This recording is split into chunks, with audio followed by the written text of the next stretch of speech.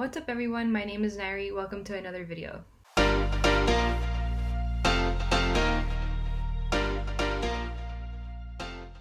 So in today's video, I'm going to be talking about a gap year, what is it, and should you take one? So I'm just going to start up right off the bat. What's a gap year? Many of you might know what that is, some of you might not. It's also considered or also called a sabbatical year, which basically just means you're taking a year-long break before or after college or university. So you go 4 years undergrad and then you take a gap year before you either start professional school, graduate school, or work. So now that we know what a gap year is, the question is, should you take one? I used to be a gung-ho, I'm not gonna take a gap year person when I was in undergrad. So my junior year of college, when I was at UCLA, I was like, I'm not going to take a gap year. I really don't want to take one. And so I had studied for the MCAT and prepped everything to apply to medical school that summer so that I can get my news about whether I got accepted or not right after I graduated undergrad, and then I don't have to spend a year. And a lot of people, I think, because this is what I used to think that it's a waste of time to spend a year doing something.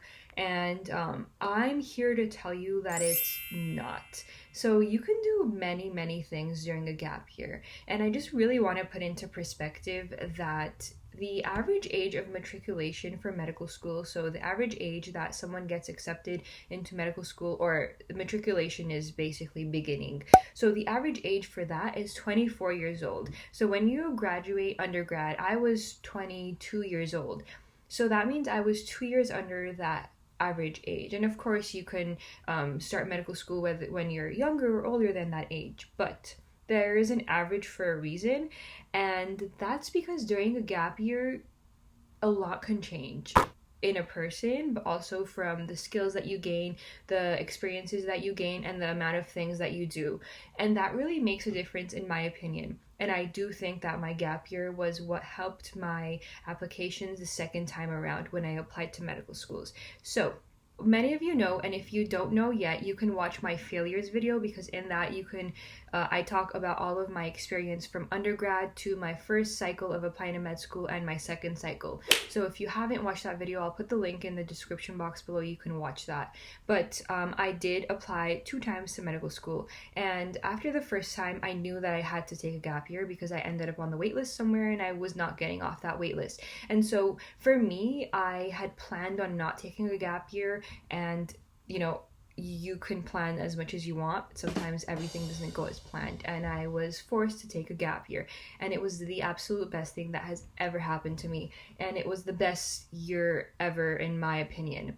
So what I did during my gap year, first of all, I got my master's of public health. So I did an online degree program at George Washington University, and it was absolutely amazing.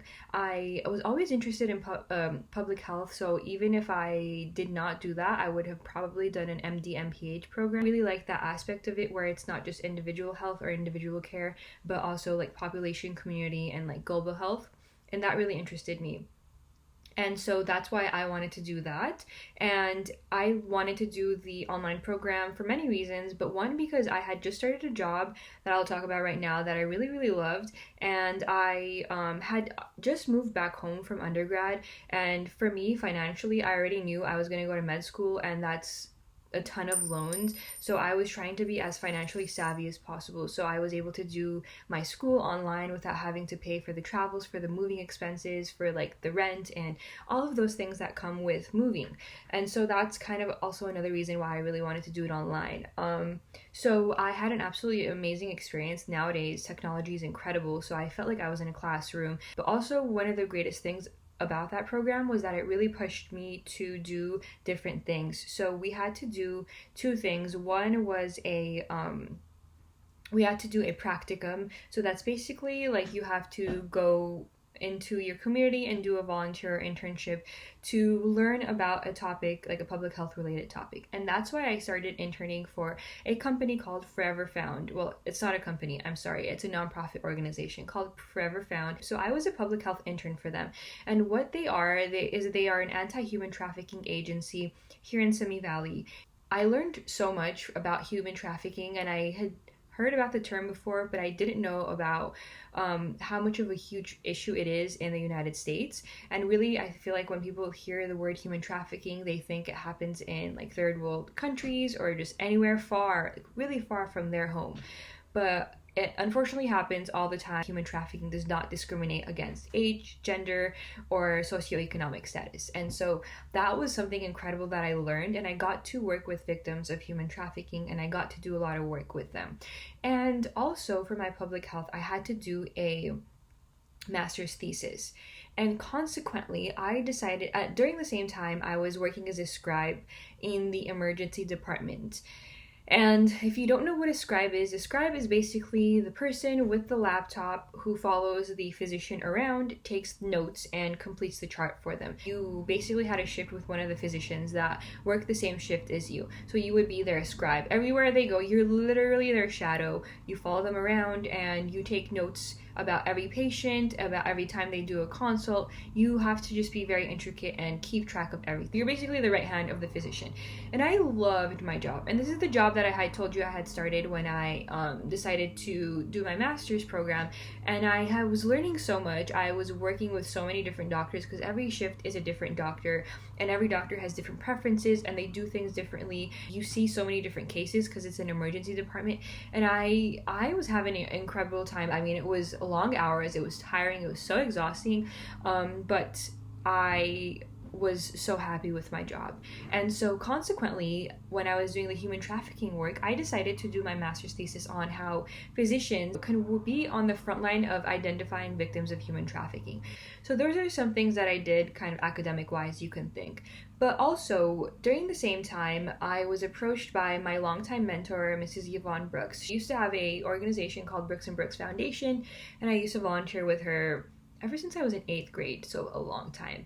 And she's also an author, and she's a coach. And so she approached me asking if I wanted to co-author a book with her. And I, of course, said yes. I have always had a passion for writing. And so consequently, I co-authored a book with Mrs. Yvonne Brooks. Let me show you guys. So with her, I co-authored the book, The Price of Success, Understanding the Cost of Getting a College Degree. I will put the link, the Amazon link, in the description box below if you guys want to check it out. But basically, she asked me if I wanted to co-author a book with her and really let it be my project. And I just stopped and thought about what topic really interests me and motivates me, and what is something that I really want to spread the knowledge about or really get the word out. And to me, the topic of mental health during college was very important because I really struggled with that when I was in undergrad and even in high school. And it just never gets better or easier. It never gets easier. It's always a struggle. And so I decided to talk about the price of success. And to me, the price was not a financial price. It is the price to your mental and emotional health.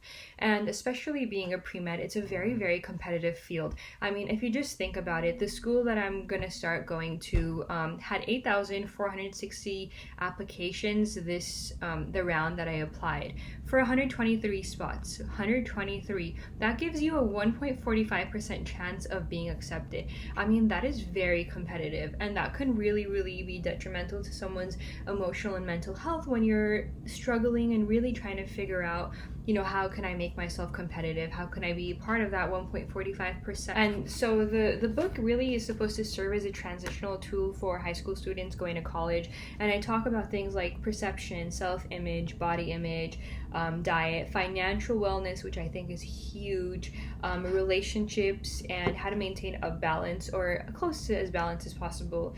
And so this book was really a huge, huge project of mine, and it was just incredible to be able to go through the whole thing, the writing process, and really actually feel it. And then I worked on marketing it, and I went to schools and youth groups and talked to students about the topics and did a little outreach about that. And that is something that I think was one of the best things. So when I say that my gap year was really helpful in developing me as an individual and really helping me grow, I don't mean it lightly. It really helped me in a variety of different ways in making me see in making me really understand really actually understanding and honing in as to why I want to be a physician, and really not just making it about like I love science and I'm good at science and I want to help people, because of course, like everyone who's going to medicine, like you have to like science because it's science and you are helping people, that's your job. But I really think that my gap year allowed me to think more broad and really hone in onto the exact reason as to why I want to go to medical school, but also what I want to do when I finish medical school. And so really think about what I'm so passionate about and what I feel deeply about, and what I can do, what skill sets that I have built, and how I can use that to help people, and what does helping people really mean to me.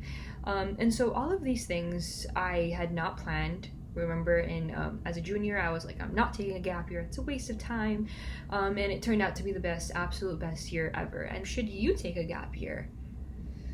I'm gonna say yes. I think that everyone's different, of course. It's a very personal decision, but I do think that a lot of people can benefit from taking a gap year. I think just taking 1 year or 2 year in between all of that to figure out who you are, to figure out what you want, to strengthen yourself mentally, emotionally, physically, all of that is really important to not get burnt out. And that really is the gist of my book, for high school students and college students, but it really translates to beyond high school and college, and that's kind of the point that I wanted to make with the book. And also, if you're not in the medical field and none of this kind of relates to you, you can still take a gap year. You don't have to want to go to medical school to take a gap year. I think gap year is beneficial to a lot of people, and everyone needs to pause for a moment sometimes, and pause and reevaluate, like, am I doing what I'm doing today? Is that moving me towards the goal that I want? Or am I just doing it because I'm supposed to, or because I thought I wanted that, or because my parents want that, or because everyone around me is doing it? And so I think gap years are really beneficial for that, for really building yourself as a person. That might sound really cheesy, but I promise you, I think they're amazing. So as someone who was anti-gap year and now is very pro-gap year, that is the feedback that I have to give you. Of course, it's all from my experience. I shared with you guys what I did during my gap year, talked a lot. So hope you guys enjoyed that. Please don't forget to give the video a thumbs up, and of course hit subscribe. I will have some really fun content coming through when I actually start medical school in 19 days. Oh my gosh, it's getting closer. Soon. So yeah, check me out on Instagram and stay tuned for more videos. See you guys. Thank you for watching.